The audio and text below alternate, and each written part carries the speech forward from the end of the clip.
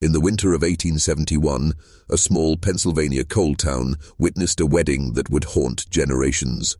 The bride and groom shared more than vows. They shared the same father. What drove them to this forbidden union would unearth secrets darker than the mines beneath their feet. The snow fell heavy on December 15, 1871, in the coal mining town of Centralia, Pennsylvania. Inside the modest wooden church of St. Ignatius, candlelight flickered against frost-covered windows as Father O'Malley stood before an altar that had witnessed many unions, but never one quite like this. The congregation was smaller than usual. Most townspeople had found reasons to stay away that bitter morning.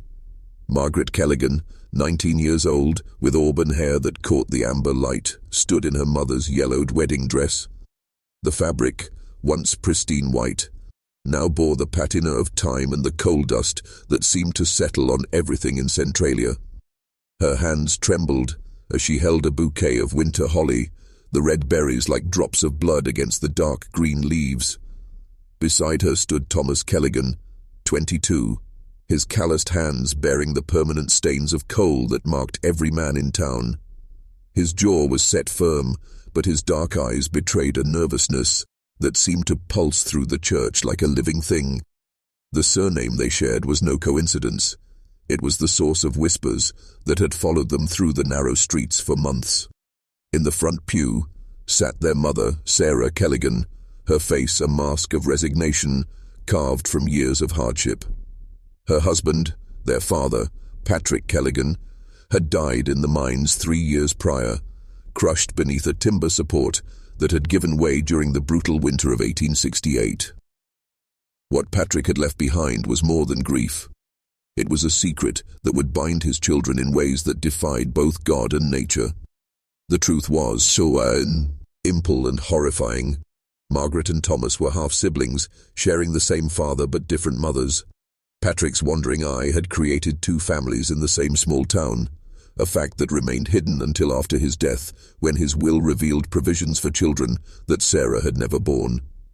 The revelation had torn through Centralia like wildfire through dry timber.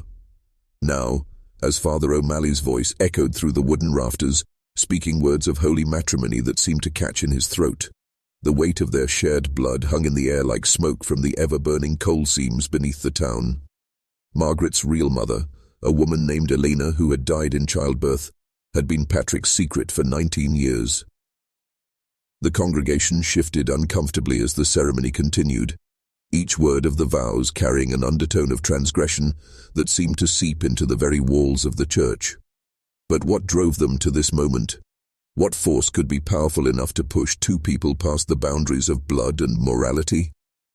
The answer lay buried deeper than any coal seam, in the twisted roots of a family tree that had grown in darkness. Centralia in 1871 was a town built on fire and shadow. Beneath its wooden houses and muddy streets, coal seams burned with an eternal flame that had been ignited by careless miners decades before. The underground fires created an atmosphere of perpetual unease. The ground was warm to the touch even in winter, and sulphurous smoke would rise from cracks in the earth, like the breath of some subterranean demon. The Kelligan family had arrived in Centralia in 1849, part of the great wave of Irish immigrants fleeing the potato famine. Patrick Kelligan was a man built for hard labor, with shoulders broad enough to carry a full coal car and hands that could work 16-hour shifts without complaint. He found employment quickly at the Locust Run mine, one of several operations that honeycombed the hills around the town. Like many Irish families, the Kelligans settled in the shantytown area known as Irish Hollow, a collection of hastily built wooden houses that seemed to lean against each other for support.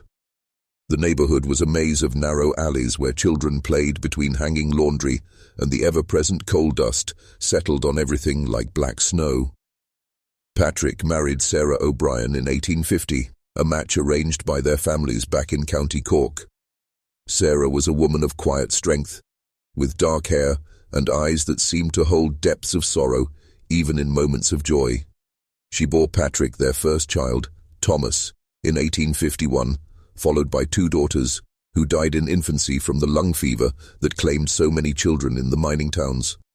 But Patrick Kelligan harbored appetites that one wife could not satisfy.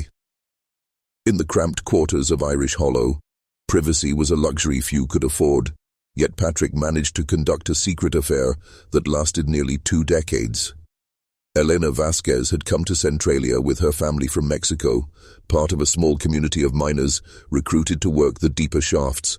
She lived in the Mexican Quarter, a few streets away from Irish Hollow, in a world separated by language and custom, but connected by the common thread of backbreaking labor. Elena was beautiful in a way that seemed exotic to the Irish and German families that dominated Centralia. She had long black hair that she wore braided down her back and skin the color of honey. More importantly, she possessed a gentleness that Sarah, hardened by loss and poverty, had long since abandoned. The affair began in 1851, the same year Thomas was born, and continued until Eleanor's death in 1852. During that brief time, she conceived and bore Patrick's daughter Margaret, a child whose parentage remained a secret that Elena took to her grave. What happened next would set the stage for a tragedy that would consume 2 families and scandalize an entire town. Elena Vasquez died as she had lived, quietly and without fanfare. The midwife who attended Margaret's birth found Elena bleeding heavily, her life ebbing away as the winter wind howled through the gaps in the wooden walls. With her last breath, she whispered a name: Patrick. The midwife, an elderly Mexican woman named Consuela, understood immediately what this meant. Consuela had seen the signs months before. Patrick Kelligan's visits to the Mexican Quarter, always after dark, always when the other miners were drinking away their sorrows at Murphy's Tavern. She had watched Eleanor's belly grow and noted the timing. When Eleanor died, Consuela faced a choice that would haunt her for the rest of her life: reveal the truth and destroy 2 families, or keep the secret and raise the child as her own. She chose silence.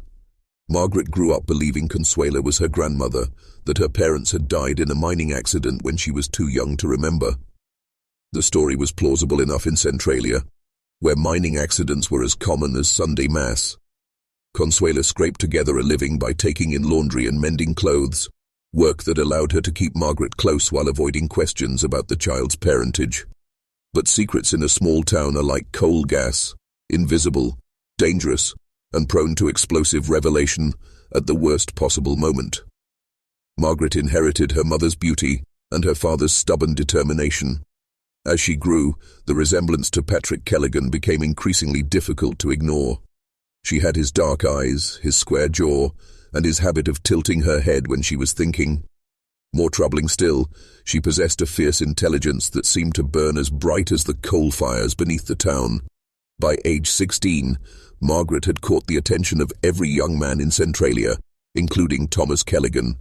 Thomas was yipping, unaware of any blood connection. To him, Margaret was simply the most beautiful girl in town, raised by the old Mexican woman in the quarter where few Irish ventured. The attraction was immediate and powerful, like 2 pieces of iron drawn to the same magnet. Thomas began courting Margaret in the spring of 1869, bringing her wildflowers from the hills above the mine and walking her home from church on Sundays. Consuela watched these developments with growing dread, knowing that she held the power to stop what was happening, but lacking the courage to speak the words that would shatter both young people's hearts. The courtship continued through the summer and into the fall, becoming more serious with each passing week. Wedding plans began to form, and still Consuela remained silent. What finally broke her silence would prove to be more devastating than any secret she had tried to protect. Patrick Kelligan died on a Tuesday in November 1868, crushed beneath a support timber in shaft number 7 of the Locust Run mine. The accident was sudden and brutal. One moment he was loading coal into a cart. The next he was pinned beneath 1,000 pounds of Pennsylvania oak, his spine severed, and his life draining away into the black earth. The funeral was held 3 days later, with half the town in attendance. Patrick had been well regarded among the miners, a man who shared his tobacco and never shirked the most dangerous jobs. Sarah Kelligan stood at the graveside in her black dress, holding Thomas's arm as the priest spoke words of comfort that seemed to be carried away by the November wind. What followed was the reading of Patrick's will, a document that most miners never bothered to create. But Patrick had been more thoughtful than most, perhaps driven by a guilty conscience that had grown heavier with each passing year. The will was simple enough in its main provisions. The house and savings would go to Sarah, and Thomas would inherit Patrick's mining tools and his position at Locust Run. But there was a final clause, that stopped the room cold. To the child Margaret Vasquez, residing with Consuela Vasquez in the Mexican Quarter, I bequeath the sum of $50 and acknowledge her as my natural daughter, born of Elena Vasquez in the year 1852. The silence that followed was so complete that the scratching of mice in the walls seemed to echo like thunder. Sarah Kelligan's face drained of color, and Thomas stared at the lawyer as if the man had spoken in a foreign tongue. Consuela, who had been summoned to hear the provisions concerning Margaret, began to weep, tears of relief mixed with terror at what would surely come next. $50 was more money than most families in Centralia saw in a year, but it was the acknowledgement that mattered. Patrick Kelligan had claimed Margaret as his daughter, making her Thomas's half-sister and Sarah's unwelcome reminder of her husband's infidelity. The revelation spread through Centralia like wildfire through dry timber.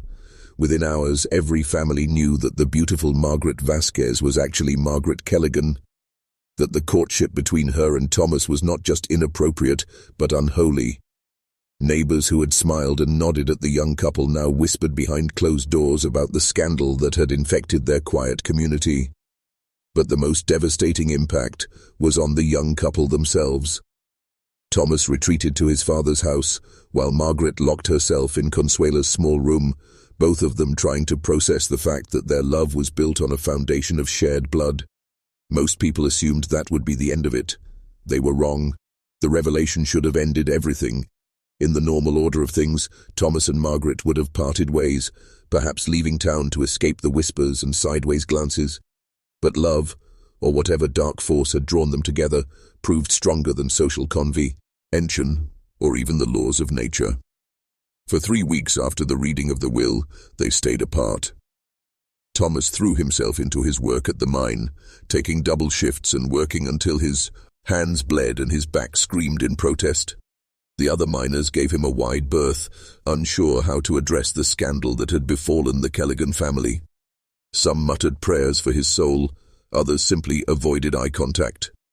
Margaret spent those same weeks helping Consuela with the laundry, scrubbing clothes until her knuckles were raw and her arms ached. But neither work nor prayer could wash away the feelings that had taken root in her heart.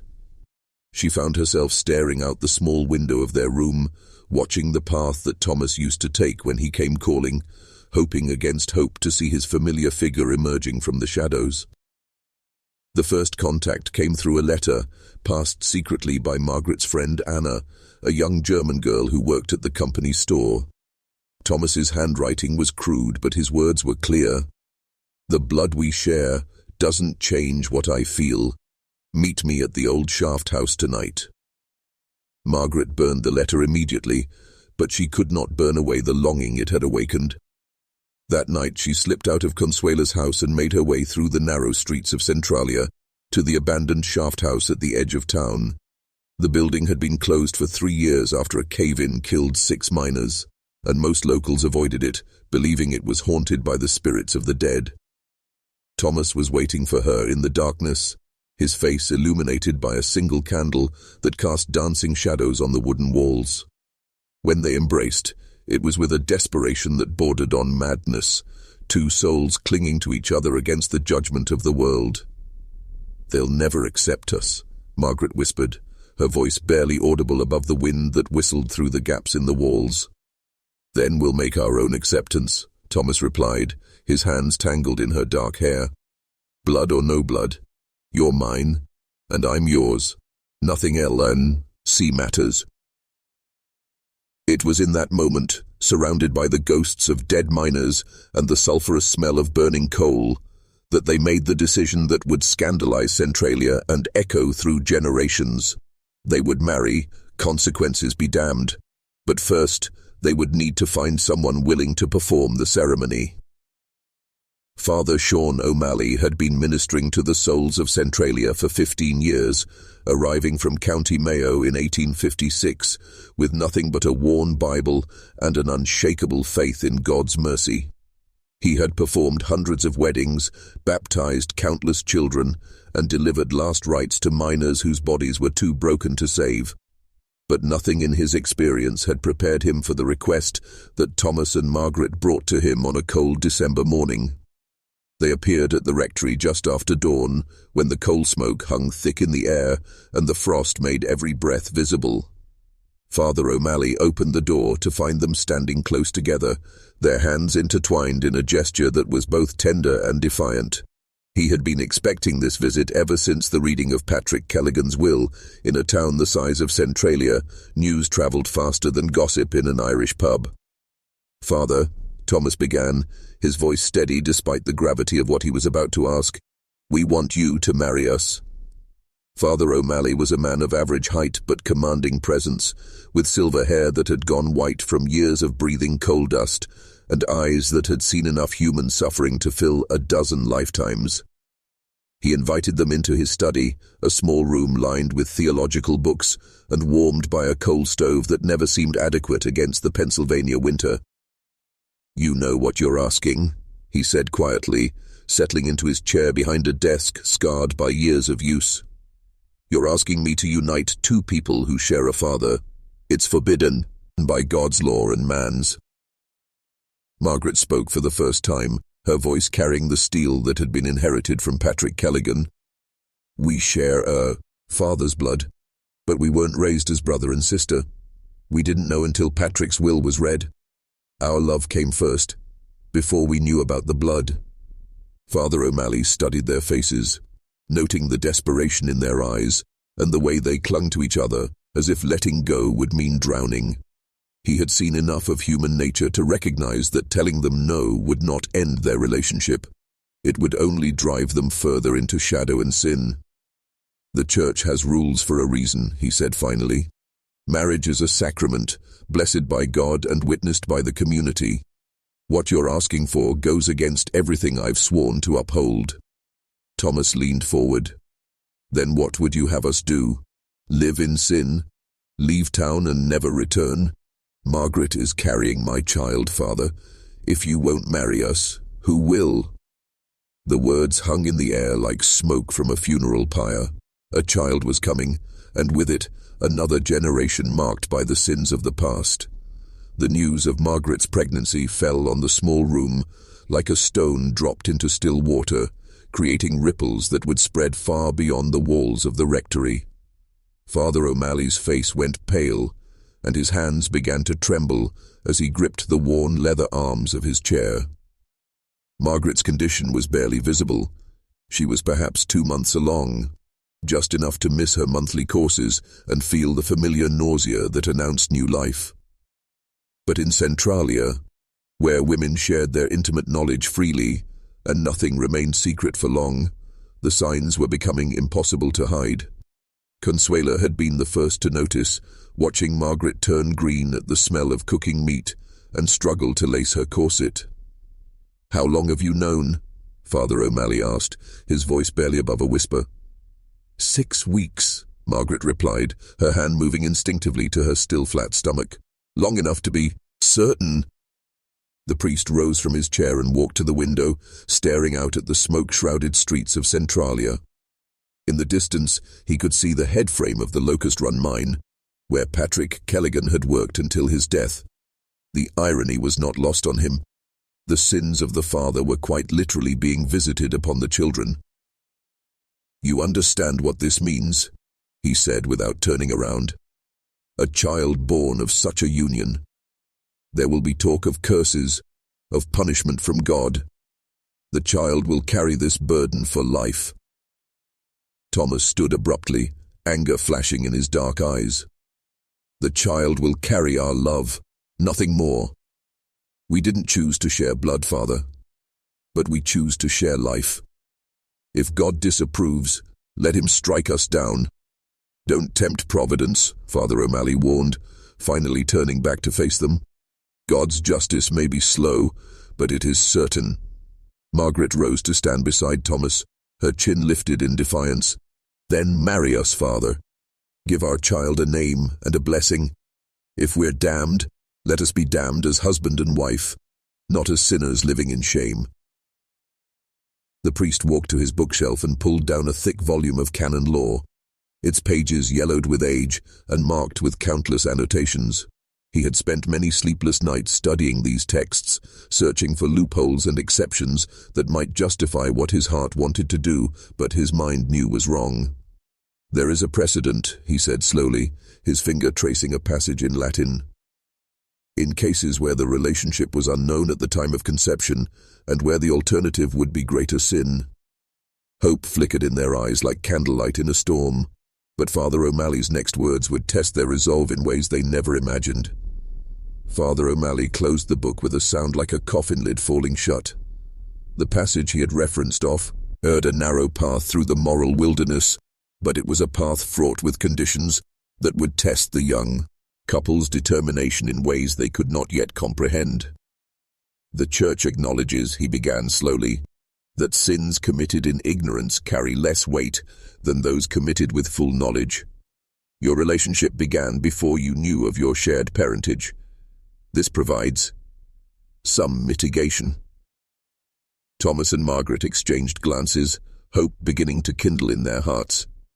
But Father O'Malley raised his hand before they could speak. However, the sacrament of marriage requires not just the blessing of God, but the acceptance of the community. No marriage can survive in complete isolation. If I am to perform this ceremony, you must meet certain conditions. He moved to his desk and withdrew a sheet of paper, dipping his pen in ink before beginning to write. First, you must undergo a full confession and penance, not just for the relationship, but for all sins that have led to this moment. The penance will be severe: 3 years of daily prayer, fasting on Fridays, and service to the poorest families in Centralia. Margaret nodded immediately, but Thomas's jaw tightened. 3 years was a long time for a young man already struggling to make ends meet. Second, Father O'Malley continued, you must leave Centralia immediately after the wedding. The community will never fully accept your union, and remaining here will only breed more sin and scandal. You must start fresh somewhere else, where your history is unknown. This condition struck them like a physical blow. Centralia was all they had ever known. Their families, their friends, their livelihood. Everything was here. To leave would mean abandoning not just their home, but their identity. Third, and most important, the priest's voice grew heavy with solemnity, you must vow before God that you will have no more children after this one. The risk of complications in offspring of such a union is too great to ignore. This must be your only child. The last condition was the cruelest of all. Margaret had always dreamed of a large family, children running through a house filled with laughter and love. Thomas had envisioned teaching sons to work with their hands and walking daughters down the aisle on their wedding days. Can you accept these terms? Father O'Malley asked. If so, I will perform the ceremony in 2 weeks' time, just before Christmas. If not.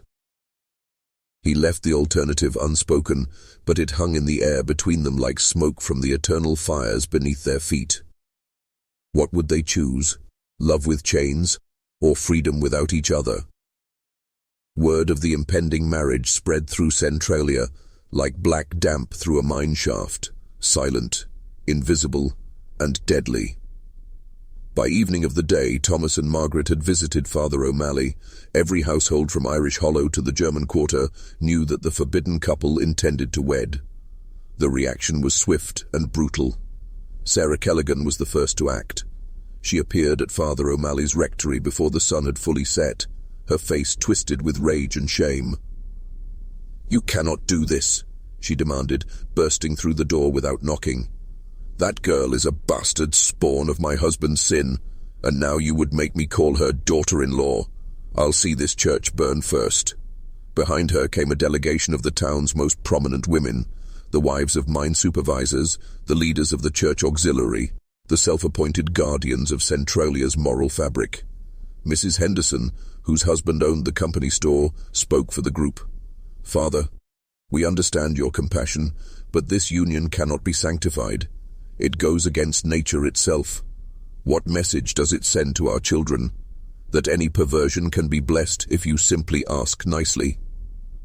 The men of the town were more direct in their opposition. A group of miners led by Sean Murphy, who ran the town's only tavern, confronted Thomas at the mine entrance the next morning. "You're making fools of us all." "Callaghan," Murphy spat, his breath visible in the cold air. "Bad enough your father couldn't keep his pants buttoned. Now you want to parade his sins in front of God and everybody."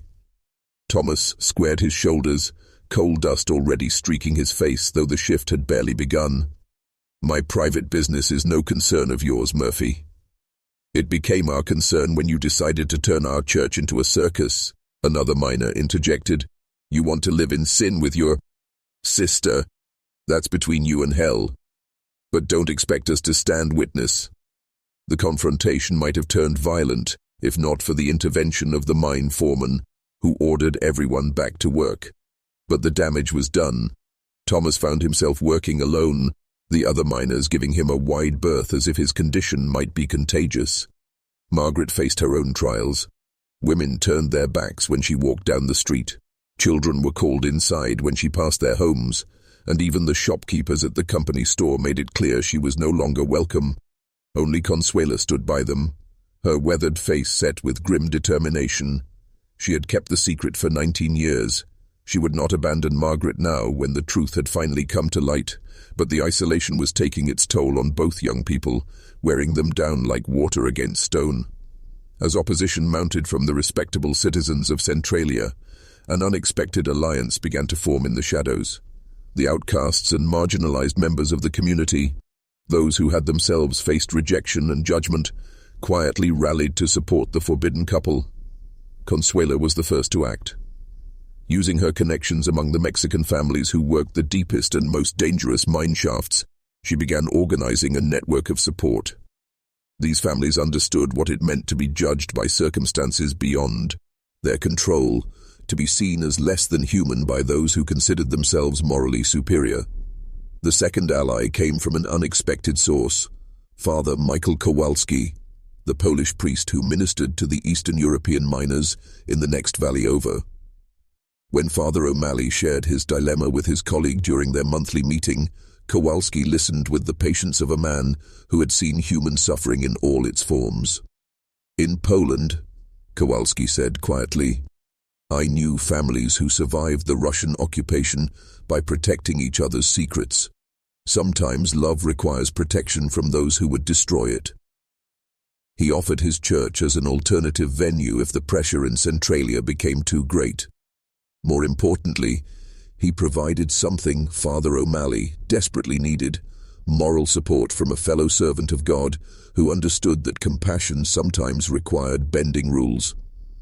The third group of supporters emerged from Centralia's small community of freed slaves, families who had come north seeking work in the mines after the Civil War. Led by an elderly woman named Ruth Washington, who had escaped slavery via the actual Underground Railroad, they recognized the signs of a community turning against two people whose only crime was loving each other. "Child," Ruth told Margaret during a chance encounter at the well, "I've seen what hate can do when good people stay silent. You got more friends than you know." These allies worked in careful coordination, passing messages, providing emotional support, and making quiet preparations for the wedding that the respectable citizens of Centralia were determined to stop. They met in secret locations: the abandoned mineshaft where Thomas and Margaret had first embraced, Ruth Washington's small cabin at the edge of town, the back room of Consuela's laundry. Their support gave the young couple strength to continue, but it also highlighted the deep divisions that their relationship had exposed in Centralia. The town was splitting along lines of class, ethnicity, and moral philosophy, with the powerful and established on one side and the powerless and dispossessed on the other. As December 15th approached, Both sides prepared for a confrontation that would determine not just the fate of Thomas and Margaret, but the very soul of their community. The stage was set for a wedding that would be remembered long after the coal fires beneath Centralia had finally burned out. In the weeks leading up to the wedding, every detail became a battle between tradition and defiance. Margaret's wedding dress became the first symbol of this struggle, a garment that carried the weight of generations and the stain of scandal. The dress had belonged to Sarah Kelligan, worn on her wedding day 21 years earlier, when she had married Patrick in a simple ceremony back in County Cork. It was made of cream-coloured silk that had yellowed with age, adorned with Irish lace that Sarah's mother had tatted by hand during the long winter evenings of the famine years. Sarah's refusal to let Margaret wear the dress was absolute and vicious. "That gown has been blessed by God and worn by a proper bride," she told Thomas when he came to ask for it. "I'll burn it before I let that bastard girl defile it with her presence." Margaret was devastated by the rejection, not for the dress itself, but for what it represented, the complete severing of any hope for family acceptance. She had dreamed of walking down the aisle in a gown that connected her to the Kelligan women who had come before, but that dream died in Sarah's harsh words. Consuela, however, had her own surprise. From a trunk that had remained unopened since Elena's death, she withdrew a dress of deep burgundy velvet, simple but elegant, with intricate silver embroidery that caught the light like trapped stars. It had been Elena's finest dress, worn to festivals and celebrations in Mexico before she had come north to the coal country. "Your mother would want you to wear this," Consuela said, tears streaming down her weathered cheeks. She saved it for special occasions, but death came before she could wear it to her own daughter's wedding. The dress fit Margaret perfectly, as if Elena had somehow known the measurements of the daughter she would never see grow up. When Margaret looked in the cracked mirror of Consuela's small room, she saw not just herself, but the ghost of the mother she had never known. The wedding ring presented another challenge. Thomas had no money for gold, and the company store's selection was limited to simple bands meant for miners' wives. But Sean Murphy, despite his public opposition to the marriage, quietly provided a solution. His own mother had died the year before, leaving behind a delicate gold ring set with a small emerald. "Take it," he told Thomas privately, his voice gruff with emotion. "My mother always said love finds a way, even when the world tries to stop it." The ring had been blessed by tears and sorrow, but it would serve to bind two hearts that refused to be separated by blood or social convention. December 14th, 1871, descended on Centralia with the weight of impending judgment. Snow fell steadily throughout the day, blanketing the town in white that seemed to muffle both sound and conscience. The mining operations continued as always. Coal had to be extracted regardless of human drama, but an unusual quiet settled over the community, as if everyone was holding their breath for what tomorrow would bring. Thomas spent the evening in the abandoned shaft house where he and Margaret had made their fateful decision to marry. The building creaked in the wind, and the single candle he had brought cast dancing shadows that seemed to move with a life of their own. He was not alone. 3 Measures sat with him in silent vigil. The first was his father's old mining partner, Seamus O'Brien, a man whose loyalty to the Kelligan family ran deeper than moral judgment. Seamus had pulled Patrick from 2 cave-ins during their years working together, and he felt a debt that extended to Patrick's son, regardless of the circumstances. The second was Jakob Müller, a young German miner who had married his own first cousin the year before, a union that had raised eyebrows, but not outright condemnation. Jakob understood what it meant to love someone the community deemed inappropriate. The third was Samuel Washington, Ruth's son, who had fought with the Union Army and returned to Pennsylvania with a deep belief in the right of people to determine their own destinies. Together, these 4 men sat through the long hours of the night, sharing whiskey that Seamus had brought, and speaking in low voices about love, fate, and the courage required to defy an entire community. Meanwhile, Margaret spent her final night as a single woman, surrounded by the women who had chosen to support her. Consuela moved about the small room with quiet efficiency, preparing the burgundy dress and making small adjustments to ensure a perfect fit. Ruth Washington braided Margaret's long dark hair with silver ribbons that caught the lamplight like moonbeams. Anna, the German girl who had carried their secret letters, painted Margaret's lips with a faint tint of red made from crushed berries, while Elena's sister Carmen, who had traveled from Philadelphia upon hearing news of the wedding, taught Margaret the traditional Mexican blessing that brides spoke before walking to the altar. As midnight approached, Margaret felt the baby quicken in her womb, the first time she had felt movement. It was as if the child was announcing its presence, demanding recognition, insisting on its right to exist, regardless of the circumstances of its conception.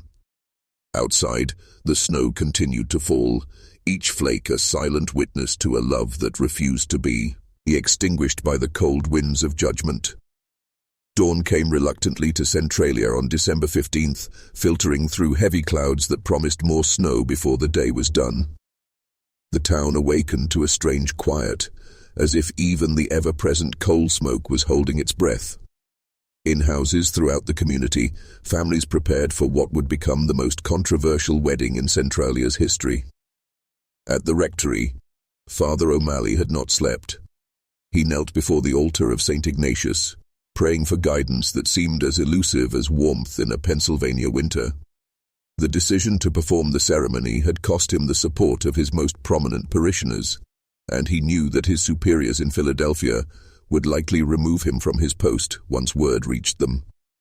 But in the pre-dawn darkness, surrounded by the familiar smell of incense and candle wax, he found a kind of peace. He thought of Christ's words about loving the outcasts, about showing mercy to those whom society had condemned. If he was to be remembered as the priest who blessed a forbidden union, so be it. In Consuela's small room above the laundry, Margaret awakened to find the burgundy dress laid out like a promise across the single chair. Consuela had risen before dawn to press every wrinkle from the fabric and polish the silver embroidery until it gleamed. The elderly woman's hands shook as she helped Margaret into the dress, both of them thinking of Elena, and how proud she would have been to see her daughter on this day. Across town, Thomas dressed in his father's best suit, a black wool garment that smelled faintly of coal dust and tobacco. Sarah Kelligan had refused to help him prepare, locking herself in her bedroom and declaring that she had no son who would commit such an abomination. The suit was too large in some places and too tight in others, but it would have to suffice. As the morning progressed, the divisions in Centralia became visible on the streets. Supporters of the marriage moved quietly toward St. Ignatius, while opponents gathered in small groups, their voices carrying sharp disapproval on the cold air. Sheriff Henderson, Mrs. Henderson's husband, had positioned himself near the church, ostensibly to keep the peace, but clearly hoping to discourage attendance. At 10 o'clock, an hour before the ceremony was scheduled to begin, a delegation from the county seat arrived unexpectedly. Led by Judge Morrison, a man known for his strict interpretation of both law and morality, they carried papers that could stop the wedding if Father O'Malley lacked the courage to proceed. The battle lines were drawn, and in 60 minutes, Thomas and Margaret would either be married or find themselves at the center of a legal and religious storm that would destroy them both. Judge Morrison was a man carved from the granite of Pennsylvania hills, tall, austere, and unyielding in his convictions. He had served on the county bench for 12 years, earning a reputation for harsh sentences and moral absolutism that made him feared throughout the mining districts.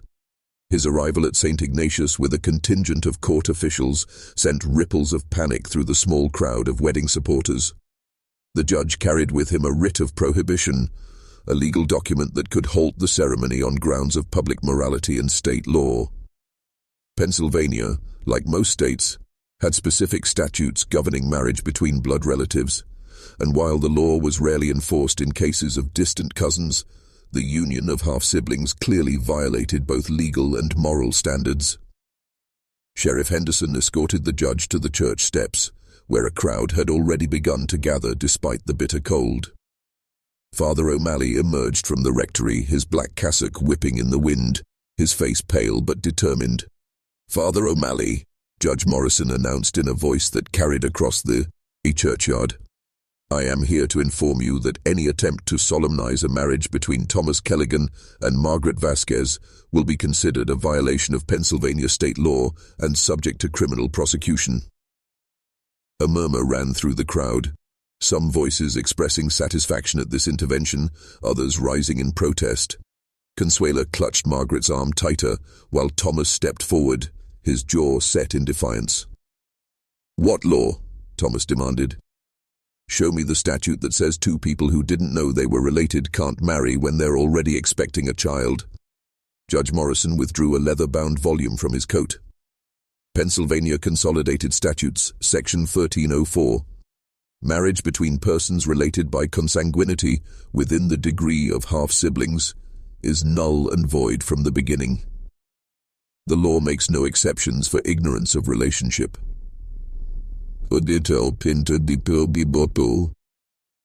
Father O'Malley had anticipated this moment. From his own coat, he withdrew a different book, a volume of canon law marked with ribbons and annotations. "Your Honor, while civil law may prohibit such unions, canon law provides for dispensation in cases of necessity and prior ignorance. The Church has authority to recognize marriages that serve the greater good." "This is not Vatican City, Father. This is Pennsylvania, and Pennsylvania law supersedes church law in matters of civil contract." The legal standoff created a moment of terrible tension. Margaret felt the baby move again in her womb, as if responding to the stress of the moment. Around them, the crowd pressed closer, sensing that they were witnessing something that would be talked about for generations. But Judge Morrison had not anticipated the document that Thomas now withdrew from his pocket, a paper that would change everything. The document Thomas held in his trembling hand was unexpected and explosive. A marriage certificate date, December 1st, 1870, bearing the names Patrick Kelligan and Eleanor Vasquez, witnessed and signed by Father Kowalski of the Polish Church in the next valley. The crowd fell silent as Thomas unfolded the paper, its official seal catching the grey morning light. Margaret gasped, her hand flying to her throat, while Consuela began to weep, whether from relief or shock no one could tell. "This is impossible," Judge Morrison declared, snatching the document from Thomas's hands. "Patrick Kelligan was married to Sarah O'Brien in 1850. Bigamy is a felony in Pennsylvania." Father Kowalski emerged from the crowd, his weathered face grave but determined. "The marriage was performed in secret," he announced in his heavily accented English. "Patrick came to me in November 1870, claiming that his first marriage had been invalid because Sarah was already pregnant by another man when they wed. He said he had learned this from Sarah's confession on her deathbed, though, as we know, Sarah lived another year." The revelation hit the crowd like a physical blow. If Patrick's marriage to Sarah was invalid, then Thomas was illegitimate while Margaret was legitimate. More importantly, if Patrick had married Eleanor in secret, then Margaret was not his bastard daughter, but his legal wife's child. Sarah Kelligan, who had been watching from across the street, now pushed through the crowd like an avenging angel. "Lies!" she screamed, her voice cracking with rage and desperation. "All lies. I was a virgin when I married Patrick Kelligan, and everyone in County Cork could testify to it." But Father Kowalski was prepared for this challenge too. He withdrew a second document, a sworn affidavit from a midwife in County Cork, dated 1849, attesting that Sarah O'Brien had miscarried a child in October of that year, 3 months before her marriage to Patrick. The legal implications were staggering.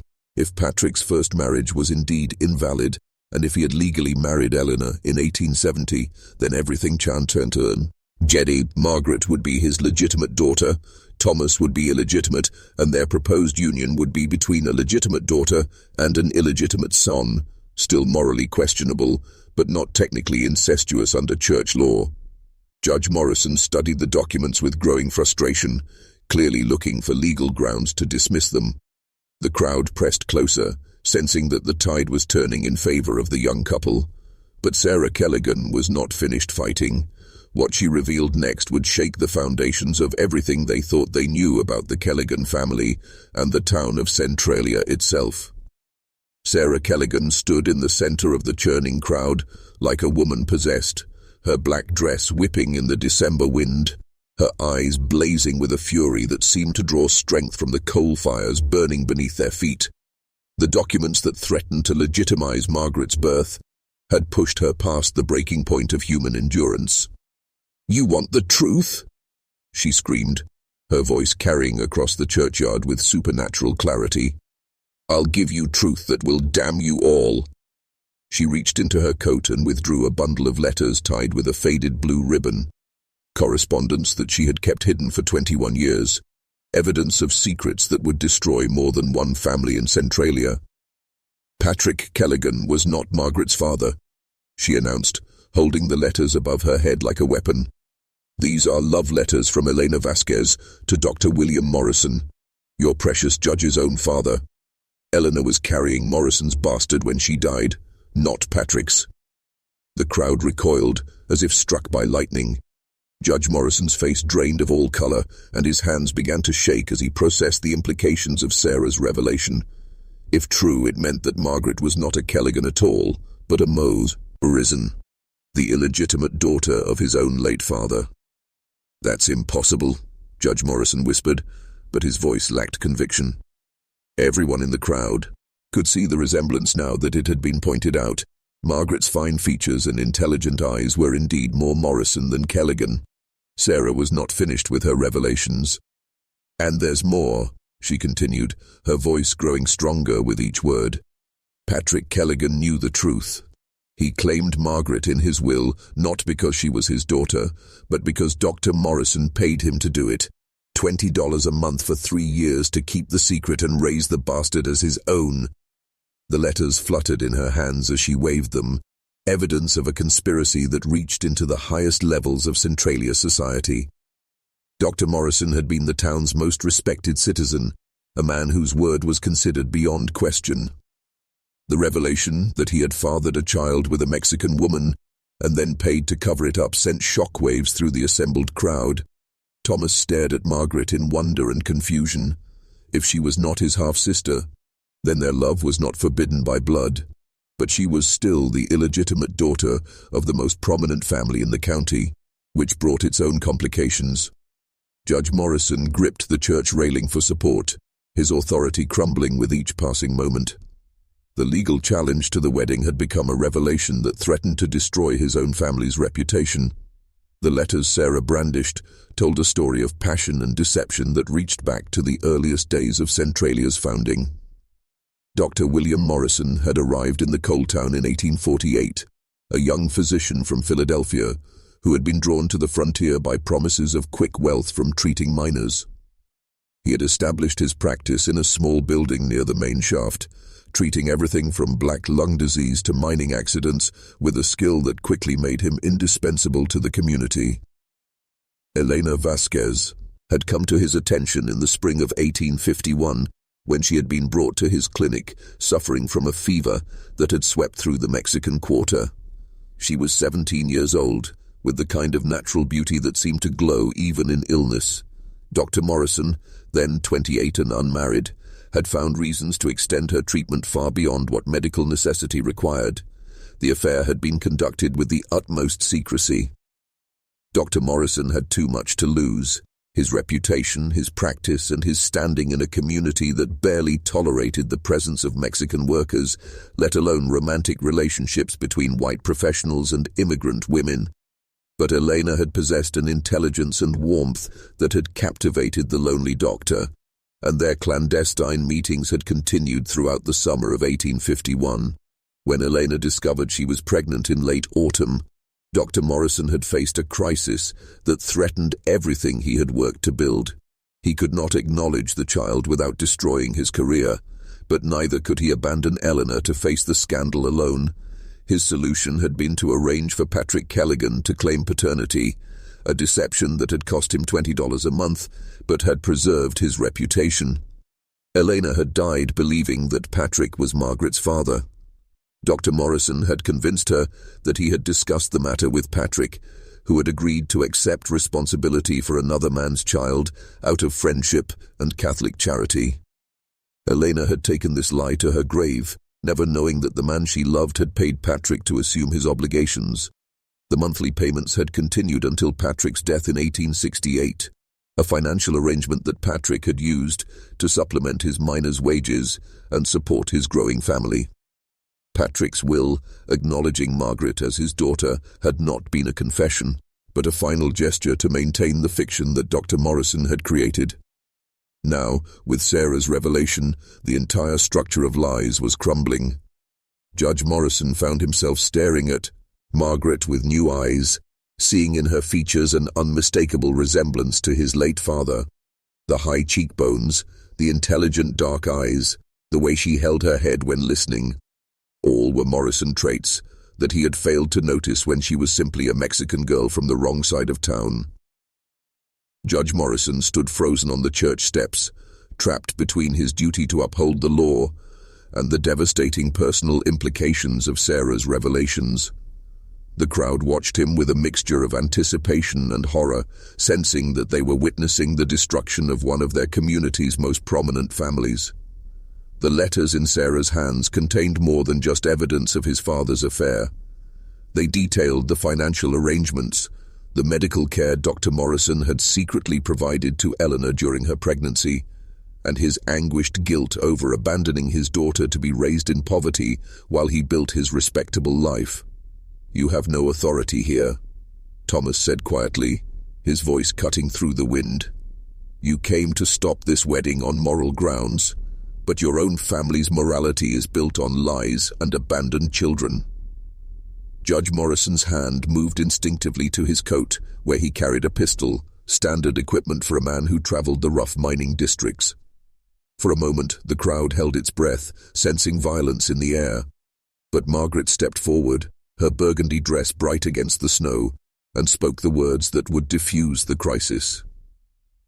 "I don't want your family's guilt," she said, her voice clear and strong. "I don't want to be a Morrison or a Kelligan. I want to be a wife and a mother, nothing more." Her words carried a dignity that cut through the chaos of accusations and revelations. Here was a young woman who had been used as a pawn in the games of powerful men, yet refused to be defined by their sins. The crowd, which had been growing increasingly agitated, began to settle as they recognized the simple truth of what she was saying. Judge Morrison studied Margaret's face, seeing his father's features but also something else, a strength and moral clarity that Dr. Morrison had never possessed. "If you are my half-sister," he said slowly, "then I have obligations." "You have no obligations to me," Margaret replied firmly. "Your father made his choices. I make mine." Father O'Malley, who had been silent during the revelations, now stepped forward. "The question before us is simple," he announced to the crowd. "Two young people wish to marry and legitimize their coming child.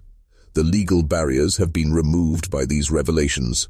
Will this community witness their union, or will we let our judgment destroy another generation?" The moment of decision had arrived. The crowd looked from the judge to the priest to the young couple, weighing their response to a situation that had spiraled far beyond anyone's expectations. In the distance, the mine whistle blew, calling the workers to their Monday shift, life continuing its rhythm regardless of human drama. The revelation that Margaret was Judge Morrison's half-sister, not Thomas's, had removed the legal and moral barriers to their marriage, but it had also exposed the rot at the heart of Centralia's social order. The crowd in the churchyard split into factions as clearly as fault lines in a coal seam. The working families, miners, laundry women, shopkeepers, found themselves aligned with Thomas and Margaret. These were people who understood what it meant to be used by those in power, to have their lives shaped by the decisions of men who considered them expendable. They saw in the young couple's struggle a reflection of their own battles against a system designed to keep them in their place. Sean Murphy, who had provided the wedding ring, now stood as their spokesman. "Seems to me," he called out in his thick Irish brogue, "that the real sin here isn't two young people loving each other, but rich men thinking they can buy their way out of responsibility. A murmur of agreement rose from the miners and their wives. They had all seen how Dr. Morrison lived in his fine house on the hill while their own children died of diseases that proper medical care might have prevented. The idea that he had abandoned his own child while charging them precious coins for his services added fuel to their long-simmering resentment. But the town's established families, the mine supervisors, the company store owners, the families who had built their respectability on conformity and moral judgment, found themselves in an impossible position. Supporting the marriage now meant accepting that their moral leader, Judge Morrison, came from a family founded on deception and abandonment. Mrs. Henderson, the store owner's wife, spoke for this faction. "This changes nothing," she declared, her voice shrill with desperation. "These people have brought nothing but scandal and division to our community. Whether she's a Kelligan bastard or a Morrison bastard, she doesn't belong here." The sheriff looked uncertainly between his wife and the judge, unsure where his loyalties should lie. Judge Morrison himself remained silent, studying the faces around him as if seeing his neighbors clearly for the first time. Father O'Malley raised his hands for attention. "I will perform this ceremony," he announced, his voice carrying the authority of his office. "Any who wish to witness a sacrament of love are welcome. Those who prefer to nurse their hatred may depart." The challenge was clear. Stay and accept the marriage, or leave and reveal the true nature of their Christian charity. The next few minutes would determine not just the fate of Thomas and Margaret, but the moral character of Centralia itself. Some turned away, their backs stiff with disapproval, but others moved closer to the church steps, ready to witness his Tory. At precisely 11:30 on the morning of December 15, 1871, Father O'Malley opened the doors of St. Ignatius Church and stepped aside to allow the wedding party to enter. The Gothic stone structure had never seemed more imposing than it did at that moment, with its stained glass windows casting colored shadows across the snow-covered ground, and its bell tower rising like a finger pointed toward heaven in judgment or supplication. Margaret walked slowly up the church steps, her burgundy dress a splash of color against the gray stone. Consuela supported her on one side, while Ruth Washington had claimed the honor of escorting her on the other. The symbolism was powerful, the old Mexican woman who had raised her, and the freed slave who understood the cost of freedom walking together to support a young woman whose only crime was loving the wrong person according to society's rules. Behind them came Thomas, flanked by Seamus O'Brien and Jacob Mueller. The two miners had polished their boots and donned their Sunday clothes, transforming themselves from coal-stained laborers into witnesses to a moment that would define their community's soul. As they entered the church, the divisions that had played out in the churchyard became even more apparent. The pews told the story of Centralia in stark relief. On one side sat the working families, Irish, German, Mexican, and the small community of freed slaves who had found work in the mines after the Civil War. Their faces showed the wear of hard labor, but also the dignity that comes from earning their bread through honest work. On the other side, a handful of the town's more prosperous citizens had chosen to attend, perhaps out of curiosity, perhaps out of a genuine desire to witness what they knew would be a historic moment. But the absence of others was just as telling.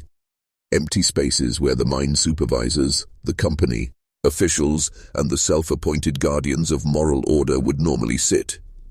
Judge Morrison had chosen to enter the church, though he sat, alone in the back pew, his face a mask of conflicted emotions. The discovery that Margaret was his half-sister had shattered his certainty about moral absolutes and forced him to confront the hypocrisy that had shaped his entire worldview. Father O'Malley took his place at the altar, his hands steady as he opened the prayer book that contained the marriage ceremony. The church fell silent, except for the sound of wind whistling through the gaps in the stone walls and the distant rumble of coal cars on the tracks outside. "Dearly beloved," he began, his voice echoing in the high-vaulted space. "We are gathered here today to witness the union of Thomas and Margaret in the bonds of holy matrimony.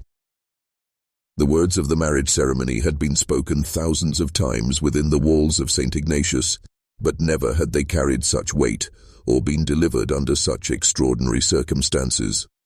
Father O'Malley's voice remained steady as he guided Thomas and Margaret through the ancient ritual that would bind them as husband and wife, but those present could feel the gravity of the moment settling over them like morning mist over the coal fields. When the time came for the exchange of vows, Thomas and Margaret had chosen to speak their own words rather than recite the traditional responses.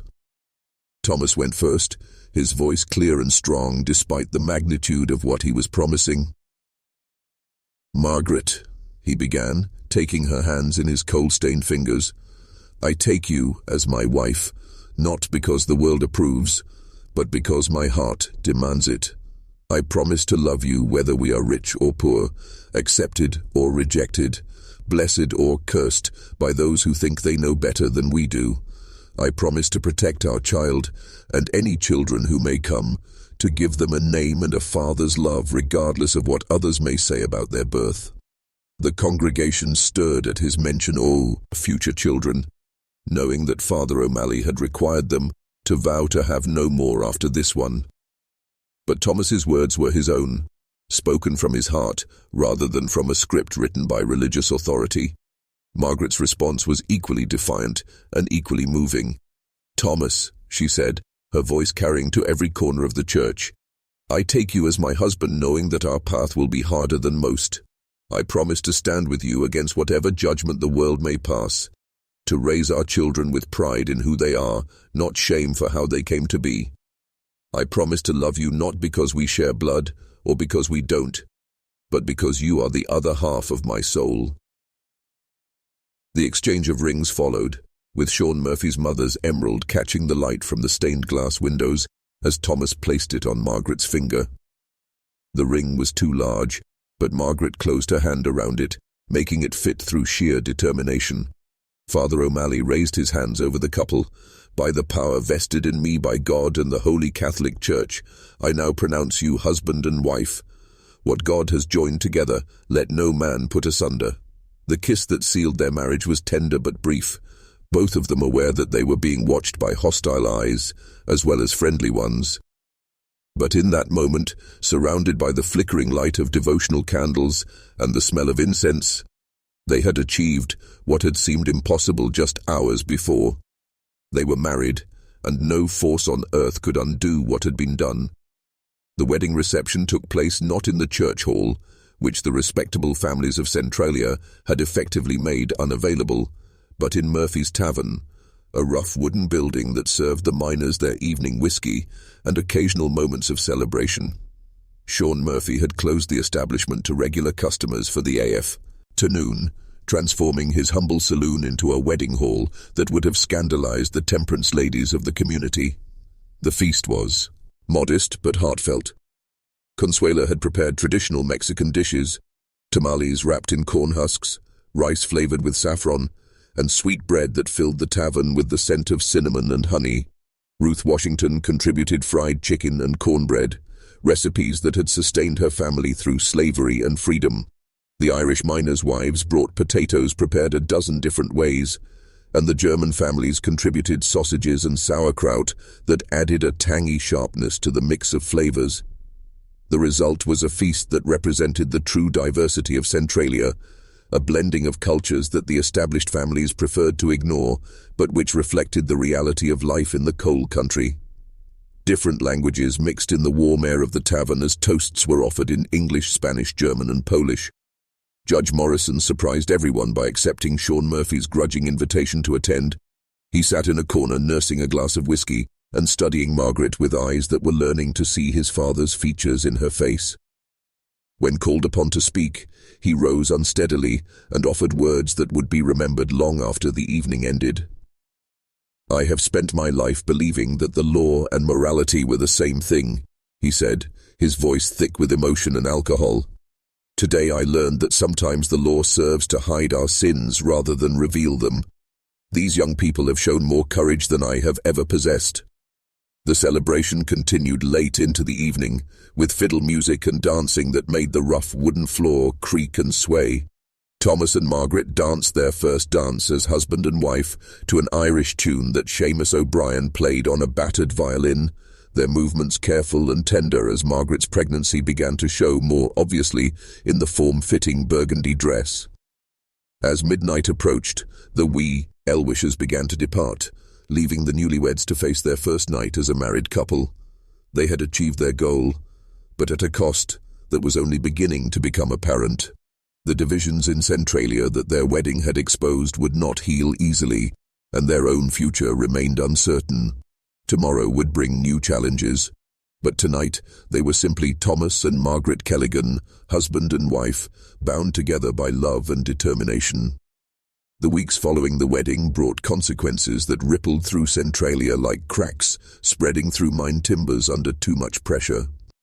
The community that had been divided by the ceremony found it increasingly difficult to function as neighbors who had supported opposite sides of the conflict struggled to maintain their daily relationships. Thomas discovered that his position at the Locust Run mine was no longer secure. While he couldn't be fired outright, mining was dangerous work and experienced hands were valuable. He found himself assigned to the deepest, most dangerous shafts where cave-ins and gas explosions were constant threats. The message was clear. His marriage had made him expendable in the eyes of the mine supervisors. Margaret faced her own form of social exile. The company store, which had grudgingly served her before the wedding, now made it clear she was unwelcome. Mrs. Henderson would serve her only when no other customers were present, and then with obvious reluctance and inflated prices. Other merchants followed suit, creating an informal boycott that made simple tasks like buying food or cloth into humiliating ordeals. More troubling were the anonymous threats that began appearing under their door. Crude notes written in various hands warned of God's judgment and threatened violence against their unborn child. Some were clearly the work of religious fanatics, while others seemed demotivated by simple hatred for those who defied social convention. Father O'Malley faced his own consequences. A delegation of prominent parishioners formally requested his removal, sending a letter to the bishop in Philadelphia detailing what they called his grave errors in judgment. The priest knew that his days in Centralia were numbered, but he showed no regret for his decision to perform the ceremony. Judge Morrison's situation was perhaps the most complex. The revelation of his father's secrets had damaged his authority, but it had also begun a process of moral awakening that was transforming him from a rigid enforcer of social order into something more thoughtful and humane. He began making inquiries about Margaret's welfare, not as a judge but as a brother, trying to understand his obligations to family he had never known he possessed. The most unexpected consequence came from outside Centralia entirely. Word of the wedding had spread to other mining towns, where similar stories of forbidden love and social division were playing out. Thomas and Margaret began receiving letters from other couples who had defied convention, people who saw in their struggle a reflection of their own battles against judgment and rejection. They were becoming symbols of something larger than themselves, representatives of a changing world where the old certainties were giving way to new questions about love, family, and the right of individuals to determine their own destinies. But symbol or not, they still had to survive in a community that many of their neighbors seemed determined to make uninhabitable. Margaret's labor began on a cold March morning in 1872, 3 months after their wedding, and nearly 9 months after that first embrace in the abandoned shaft house. The baby arrived with the same defiant determination that had characterized its parents' love story, early, healthy, and beautiful enough to silence even the harshest critics who had whispered about divine punishment for the sins of the parents. Consu, Ayla served as midwife, her experienced hands guiding Margaret through the pain and exhaustion of childbirth, while Thomas paced the narrow confines of their small rented room above the laundry. When the baby's first cry pierced the morning air, it seemed to announce not just a new life, but a new chapter in the ongoing story of Centralia. The child was a girl, with dark hair and eyes that seemed to hold depths of intelligence beyond her hours. Margaret named her Eleanor, after the mother she had never known, a decision that brought tears to Consuela's weathered cheeks. and seemed to complete a circle that had been broken 20 years before. Judge Morrison was among the first visitors, arriving with gifts that included a silver cup engraved with the Morrison family crest, and a banknote that would ensure little Eleanor's education regardless of her parents' financial circumstances. His transformation from rigid moral enforcer to protective uncle had been one of the wedding's most unexpected outcomes. Father O'Malley came to perform the baptism, knowing it would likely be his final official act in Centralia. The bishop's letter of reassignment was already on his desk, transferring him to a remote parish in the mountains where his radical tendencies would be less likely to cause scandal. He held Elena with hands that had blessed hundreds of children, but none under circumstances that seemed more touched by grace. As spring arrived in the coal country, Thomas and Margaret faced a decision that would determine their family's future. The conditions that Father O'Malley had set for their marriage, leaving Centralia and having no more children, remained unfulfilled. The community's hostility showed no signs of abating, and their ability to make a living was becoming increasingly difficult. But they had allies too, and their story had inspired others to question the rigid social order that governed life in the mining towns. Letters continued to arrive from couples in similar situations, and rumors persisted of other forbidden marriages being performed in neighboring counties. Little Eleanor slept peacefully in her mother's arms, unaware that she had been born into a world where love was sometimes considered a crime, but where that same love had the power to transform communities and challenge the certainties that previous generations had taken for granted. The future stretched before them, uncertain, but no longer impossible. 5 years after their wedding, Thomas and Margaret Kelligan had become legend in the coal country of Pennsylvania. Their story was told in whispers around mining campfires, in letters between immigrant families, and in the careful conversations of young couples who faced their own battles against convention and prejudice. They had never left Centralia, despite Father O'Malley's conditions and the community's ongoing hostility. Instead, they had carved out a life on the margins, with Thomas working the most dangerous shifts and Margaret taking in sewing to supplement their income. Their small house on the edge of town had become an unofficial sanctuary for other outcasts. Unmarried mothers, mixed-race couples, families fleeing religious persecution. Elena Kelligan Morrison, for Margaret had insisted on including both family names, grew up surrounded by love, but also by the knowledge that her birth had challenged the established order of her world. At 5 years old, she already showed signs of the intelligence and determination that had marked both her parents and her biological grandfather, Judge Morrison.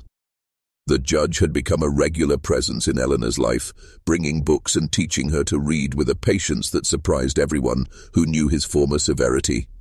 His transformation from rigid enforcer of social order to gentle grandfather had become almost as remarkable as Thomas and Margaret's original love story. Father O'Malley had returned to visit once, traveling from his mountain parish to see the family he had helped create. He found them changed but not broken, their love deepened by the trials they had faced together. Margaret was expecting their second child, a direct violation of the church's conditions, but a testament to their refusal to let others dictate the terms of their marriage.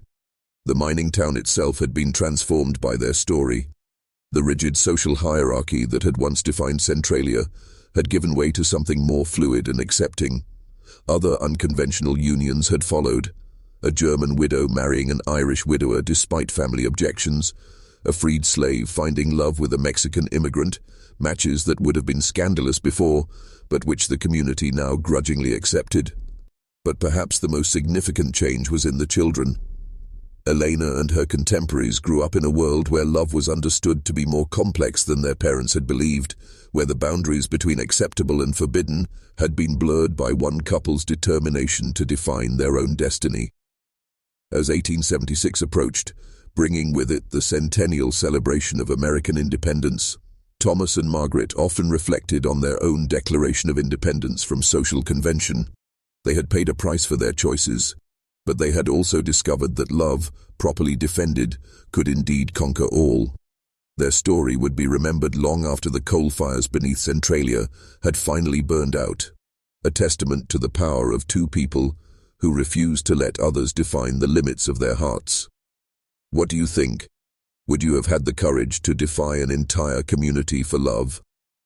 Tell me in the comments below what you believe drove Thomas and Margaret to risk everything for each other.